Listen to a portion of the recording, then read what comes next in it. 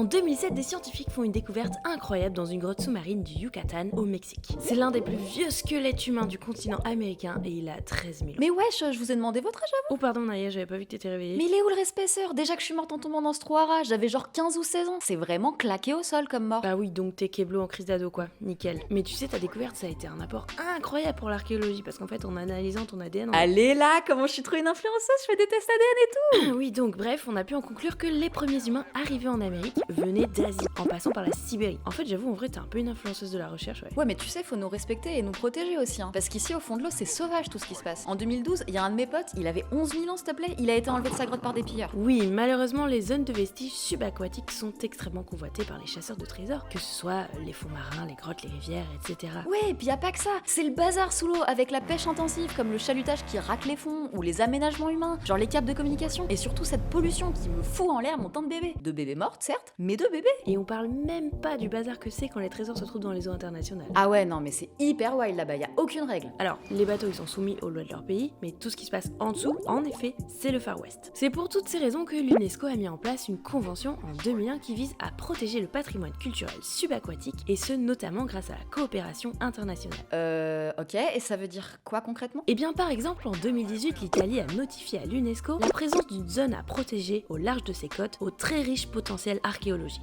dans les bancs de Skerki. Là, ce sont des immenses récifs sous-marins qui courent sur plusieurs dizaines de kilomètres, ce qui en fait une zone de navigation très dangereuse, mais du coup avec plein d'épaves. Bienvenue au club. Et dans les épaves, on peut trouver énormément de choses intéressantes pour comprendre notre histoire. Des amphores, des céramiques qui contiennent des traces d'aliments, qui nous indiquent ce que les gens mangeaient, etc., etc. Et surtout, la présence d'épaves nous indique tout simplement que c'était une route maritime très empruntée, en haute mer donc. Et ce, dès l'Antiquité, pour relier Rome et Carthage. Mais attends, y a pas que des épaves antiques ici, hein. Ouais, en effet. Par exemple, il y a eu une grande bataille à cet endroit pendant la Seconde Guerre mondiale. Bref, un lieu rempli d'histoire humaine nécessaire à protéger pour garder cette richesse. Alors pour la première fois, grâce à la convention de l'UNESCO de 2001, 8 États autour de la Méditerranée vont coopérer pour protéger cet endroit. L'Algérie, la Croatie, l'Égypte, l'Espagne, la France, l'Italie, le Maroc et la Tunisie qui est la coordinatrice du projet.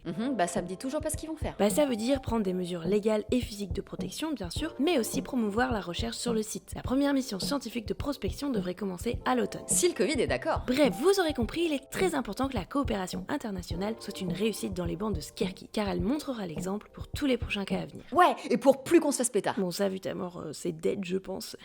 C'est le cas de le dire. Oui, non, mais c'est tout aussi important pour vous, les vivants, hein. En effet, le patrimoine culturel subaquatique est extrêmement important pour mieux comprendre l'histoire de l'humanité tout entière, et en plus vous en bénéficiez directement, car un autre aspect primordial de la convention, c'est de permettre au grand public de découvrir ces trésors. Ouais, la partie diffusion et même accès au public est très importante. Vous pouvez d'ailleurs déjà visiter des sites archéologiques sous-marins, comme par exemple les villas romaines submergées de Baia en Italie. Et il se trouve qu'avec Limlu, notre dessinatrice adorée, on a eu la chance d'y plonger à l'été 2018. Laissez-nous coucou. La convention de 2001 de l'UNESCO fixe donc des principes de base de protection, fournit un système de coopération entre États et donne des directives pratiques pour le traitement, la recherche et la protection de ce patrimoine qui est le bien commun de toute l'humanité et qu'il faut sauvegarder. Et en 2021, elle fête son 20e anniversaire. Depuis son adoption en 2001, elle a fait plein de trucs. Elle a mobilisé les États et ses partenaires et sensibilisé l'opinion publique pour prévenir le pillage des sites subaquatiques. Il y a aussi un conseil consultatif scientifique et technique composé de 14 archéologues qui a été créé et qui entreprend des missions sur le terrain pour soutenir les États dans leurs efforts de protection de leur patrimoine culturel subaquatique. L'UNESCO a aussi mis en place un réseau universitaire pour l'archéologie sous-marine réunissant près de 30 universités, ainsi qu'un vaste réseau d'ONG professionnels pour appuyer l'application de la Convention. Un code de déontologie pour la plongée sur les sites archéologiques immergés a aussi été élaboré et comme ça garantit un accès responsable au site par le grand public. Enfin, des formations sont dispensées par l'UNESCO pour former les professionnels du patrimoine culturel subaquatique à travers le monde, mais aussi des campagnes de sensibilisation du grand public et cette vidéo évidemment en fait partie. Et nous, on remercie l'UNESCO pour ce joli partenariat.